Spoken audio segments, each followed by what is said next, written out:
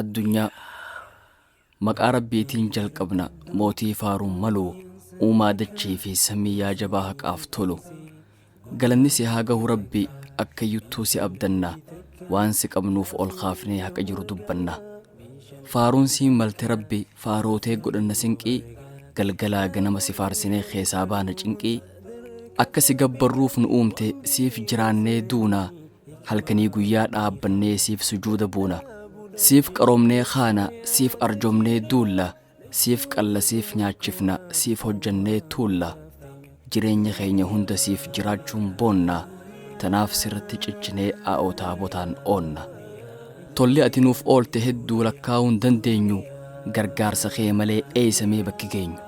Carraa nuuf kanniteen addunyaarra dhufnee carraaqqata cimaan waan dandeenyu kuufnee akka gama kee deebinu marroo dhumaatiif hiree bante kunoo hunda namaatiif. Addunyaan yerumaa fi irratti waartan lakkisaa warri boonu warri haqa abaartan. Haqa walii eegaa wal miidhurraa fagaadhaa garaa waliif laafaa karaa kiyya qabadhaa. Dhabamarraa isin uumne deebinee dhabamsiifna waan ijaan gartan mara caccabsinee bachiifna. Eeganaa jireenya boodaatiif isin jiraachifnee waan hojjettan safarree isin ba'achiifnee galata isiniif galchina gaarii fi hamaa jidduu warri na qulqulleesse abadan hin gaddu je'e rabbiin keenya waan tahuuf jiru ibsee waan mudachuuf teenyu durseenuuf labse.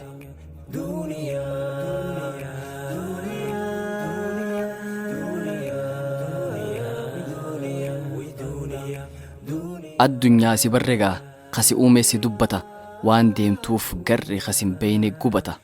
Ati ganda qormaa taati jireenya dadhabbii qabu akka baala goggogee waan laayyotti cabu. Ati yeroo oomishaati carraaqqata feesisaa bu'aa bahii qabda waan nama ceesisaa.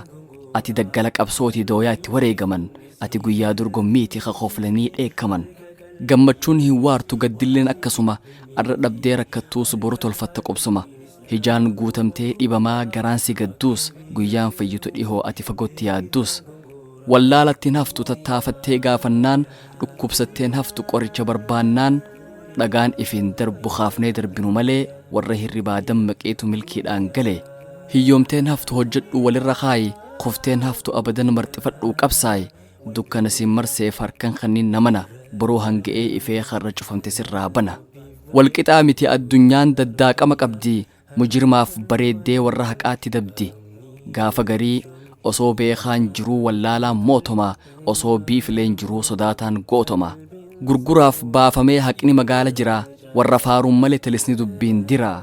Warri dhugaa yakkamee harkaa miila hidhamee gantuun itti murteessiti maqaan xureeffamee nama hoggansaan malu horma injifatee galu hayyuu ummataaf tolu jabaa jabeenya dhalu. Kasilaalagnisaa yaa'ee garaju dheebuu baasu yaada guddaa gumaachee bilisummaa gabaasu. Ummatarraa uggurtee yartuun irraa wallifti gola dhiiraa seentee barkeessaa qaaqifti.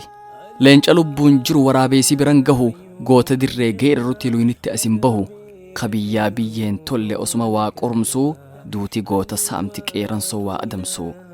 Mi'a harka abbaa jiru hattuun itti waccee fudhattee abboomti qabattee qaccee osoo garruu butamee haqni awwaalamaa sadarkaa hayyuun malte gawwaan dhaalamaa.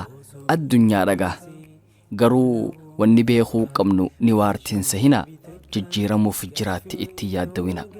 Hin waartu addunyaan diigamaa booda jira hamma feete jaaramtuus caccabu wal bira. Waan dafee badu ciccittuu akka carqa daaree ittiin ifin dhaadinaa warri abdate qaata qaare. Dhumtuu tahuu dagattee yartuun addunyaaf kufti bitaa mirgaan baatee qabeenya namaatti dhufti.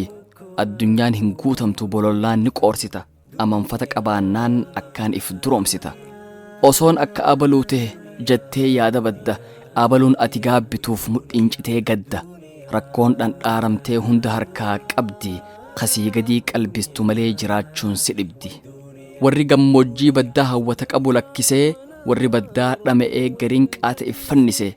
Warri gajjiru ol yaada warri olii gad qalbisa osoo cululuqaan muuguu dhukkaa waan shubbisa. Hedduun abjuun if marsee yaaddoo gabbisa. Waan qabdutti gammadi bakka jirtu jaaladhu bololli naman baasu amanfata filadhu. Dunia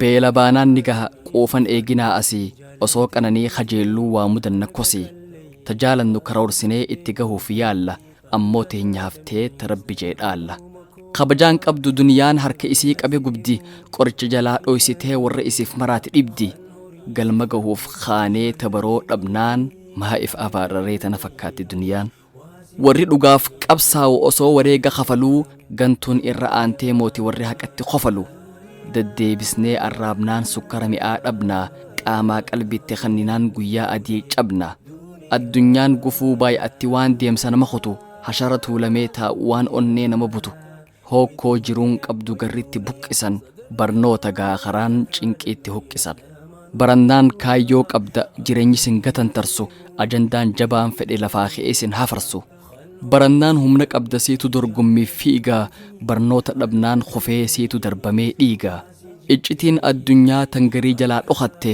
gola barnootaa jirti achi bakkitti boqatte addunyaan qormaata nama hubateetu dabra addunyaan gooftaa miti hin ta'inaaf gabra akka bishaan soogiddaati yoo dhuguu baay'iste goda seentu dhabda daranuu dheebottee eenyu gammachuun rafe hundi jaatanitti bu'aa eenyu wal jaalatee hafe hundi adda bahee du'aa hanga isii wallaala kun aangoo arkannaan jaalala hawaasaa kajeelu dhabee hanqannaan boru bulee jiraachuu osoo ragaan qabne haqa ummataa saama akka kufeen cabne maaf na hin filanne naatu isin qaroomsaa yaadaa muraada guutee naatu isin duroomsaa na filachuu baattan beekaa jireenyi keeysan gubate ana qofaatu jira namni quuqaa teessan hubate oomisha keeysaniin tolcha hin bultan agabuu ammoo na mormutti kaanaan ana kan isin adabu je'ee ibidda lafaa fuudhee ummatatti dhukaasee diiggala tahee kunoo qe'irraa isaan kaasee ummata abdii qabu badhaadhaa gosa biraa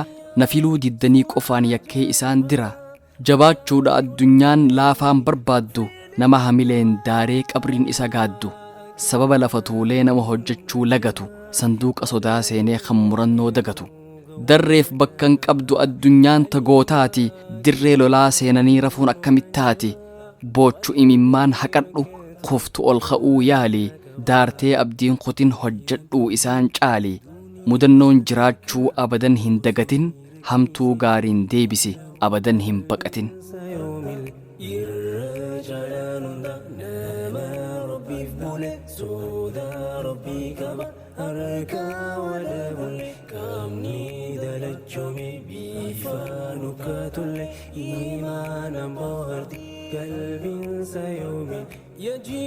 ajaa'iba addunyaan jaalalaan bareeddi qalbiin waliif galte gara tokko dheeddi jaalalti qoraasuma waan jireenya mi'eessu wallaalaa yoo taate malee tokko isiin dheessu jaalala malee jiraachuun osuma dandahamtuu yoo jaalatan wayya jaalalti nuura hin goomtu wanni jaalala booreessu hundeedhaan raasee jiruun adda bahuu fi du'a tanaatu uree yaase eegaa duutiin oolamtu kun haqa if dandehe lubbu qabeeyyiin hin haftu qaata murtiin gahe aakhiraatu duubaan jira addunyaan ni dhumti kutaa duraati malee seenaa guutuu miti madaalliin aakhiraa siif toluu barbaannaan gandayyuttuu milkaawuu fedha qabaannaan hiree harkaa qabda hojjedhuu bareeffadhu osoo lubbuun jirtuu gaarii kurfeeffadhu addunyaarra jiraachuun carraa hin goomne kana hubannee turuudha akka hin doomne jireenyi kun carraa tahuu akkitti danda'u haqaan yoo jiraanne qofa akkitti tabbabahu tola namaaf ooli yoo tola araadde